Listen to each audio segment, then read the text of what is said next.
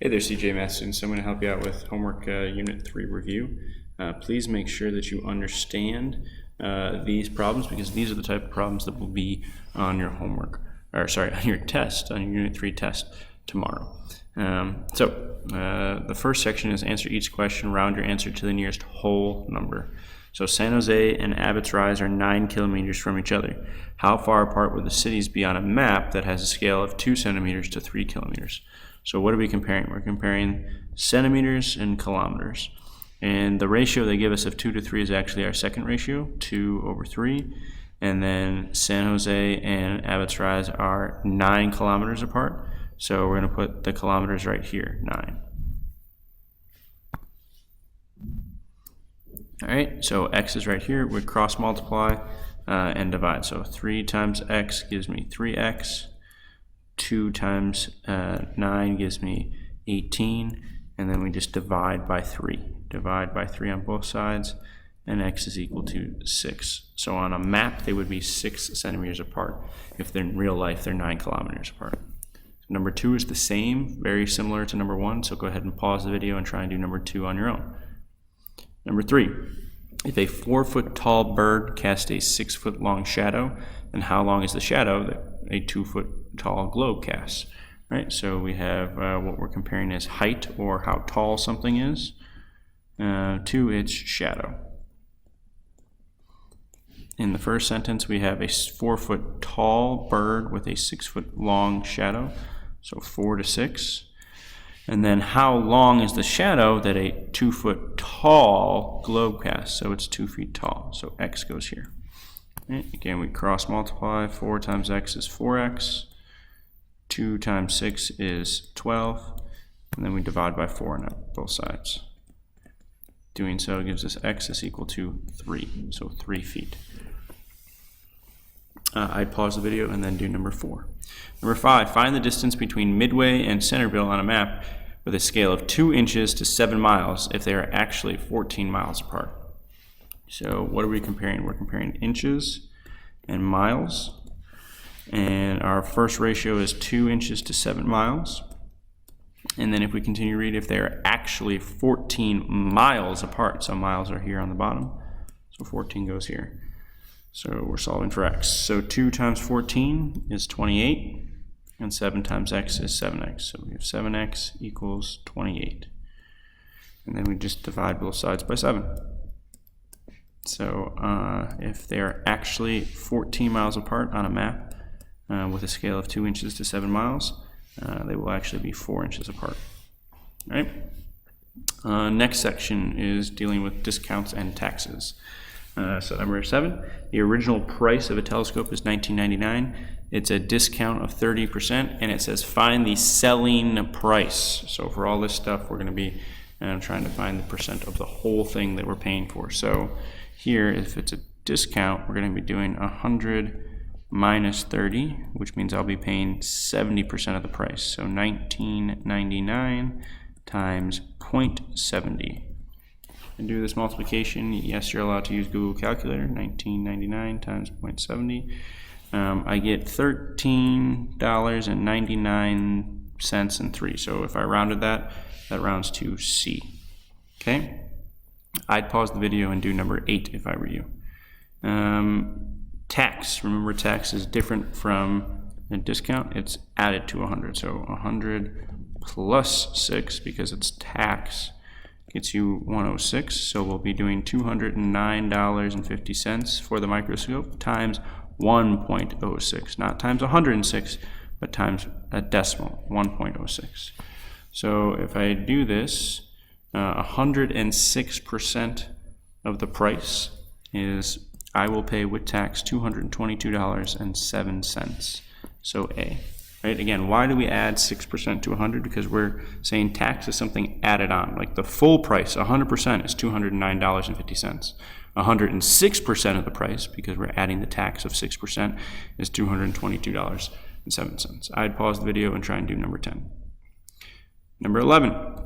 So first find the discount and then do the tax. So here we're paying 90% of the price. So $14.99 times 0.90 So with a 10% discount, $14.99 turns into $13, and we can save $4.91, right? Now, go ahead and find that with tax. So 100 plus 5, which is 105. So now times this by 1.05, right? In doing that, you're going to get about $14.1655, right?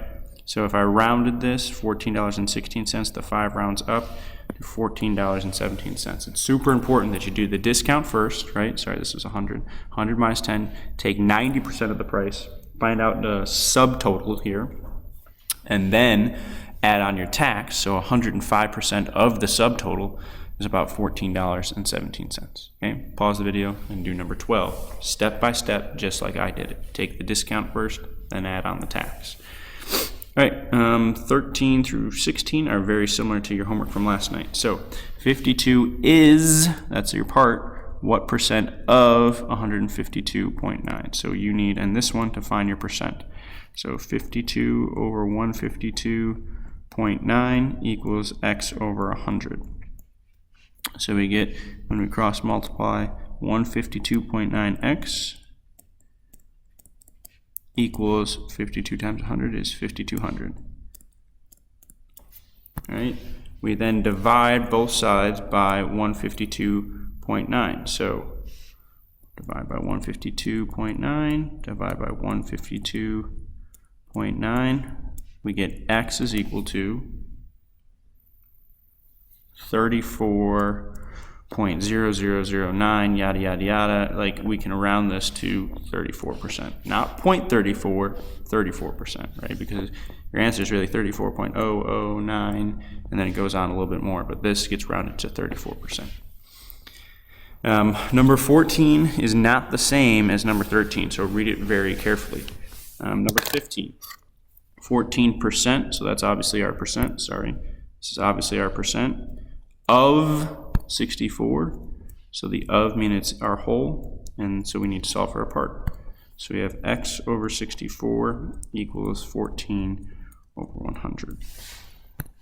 So we're going to go ahead and cross multiply. 64 times 14 and 100 times x. So we get 100x is equal to 64 times 14, 896. We divide both sides by 100. And we get our answer of x is equal to 8.96. You need to round to the nearest whole number. So this 9 tells us to round up to the 8 to 9. So C is your answer. Right? 14 and 16, again, they're not the same as 13 and 15. Use your notes from the previous 2 lessons we've done on the percent equation to help you out. So this problem is all about unit rate. You will have unit rate problems on your test, so make sure it's money over the unit, okay? So this is an example of a unit rate problem. So a 17-ounce box of Special K goes for $14.95. So Special K versus Cheerios is what we're doing. So we have $4.95, sorry guys, over 17 versus $5.52 over 20. All right, so basically we're going to find the unit rates on both these. $4.95 divided by 17 gives me about 0.29117. I can stop there. So this is about 29 cents. Okay, 552 divided by 20 gives me 0.276, which is about 28. So the best buy is the lower one. So Cheerios in this case happens to be the low one by a penny. Okay, the Honey Nut Cheerios. The backside should look very familiar. You will have one of these number fluencies on your on your test tomorrow. I will do the first row with you guys. So fraction of 5 over 4, how do I change that into a mixed number? Well, it's simply dividing 4 into 5. It goes in there one time with 1 left over, so that's 1 1/4. Another fraction, you could take 1 1/4 and just multiply it by 2. That's 1 2/8. A decimal, 1 1/4. Hopefully by now you've memorized your fourths.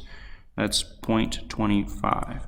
1.25. Another decimal, just add a 0 on. Remember, if it's a repeating decimal, I can't add a 0. I have to add another number. 1.25 for the percent.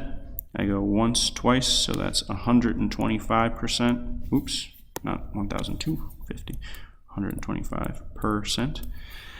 For the picture, I have 1 whole, and then I have 1/4. So I divide those up into fourths and color in 1.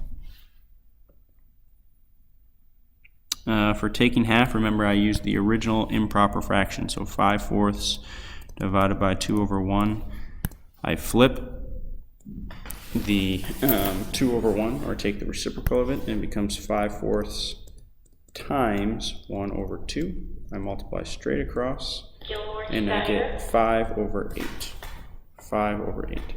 So for double it, I have 5/4 times 2/1. I always look to cross cancel, so remind yourself, look to cross cancel. All right, and I can here, so that gives me a 1, and this gives me a 2. When I multiply straight across, I get 5/2. And again, improper fractions are not okay, so change this to a mixed number. Yes, I'm going to be asking you to do that on a test. Change it to a mixed number. The only time an improper fraction is okay is in the very first column where it says fraction. So 2 goes into 5 2 times, which is 4 with 1 left over. So that's how we get our answer of 2 1/4. All right, I will do C with you guys as well. Sorry for all the noise, guys. So I have 1 3/8. So how do I change that? 1 3/8. I do 1 times 8 and then add it to 3. So I get 11/8. As another fraction, I can just take 1 3/8 and multiply it by 2. And I get 1 6/16. For my decimal, 1 3/8, you gotta memorize your eighths, so 1.375. Another decimal, 1.3750. A percent, put down your decimal and move it 2 times to the right, once, twice. So you get 137.5%. For your fraction, it's 1 3/8, so 1 whole, and then divide it up into 8. So divide up into fourths, and then divide it up into fourths again. So color in 3 of these guys, 1 piece, 2 pieces, and 3 pieces. All right, so for the take half, again, you want to use the original fraction, 11/8 times, divided by, my fault, 2/1, my fault, divided by 2/1. Remember, we'll flip, so we get 11/8 times 1/2. Multiply straight across, we get 11/16. That's okay, because that's a proper fraction, right? The numerator is smaller than the denominator. I'm done.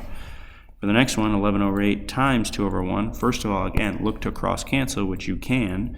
So I get a 4 and a 1. I get 11/4. That's not okay. That's improper. So I change that to a mixed number. 4 goes into 11 2 times with 3 left over. So I get 2 3/4. Okay, guys, so study these, do really well on them, because this is what your test is tomorrow.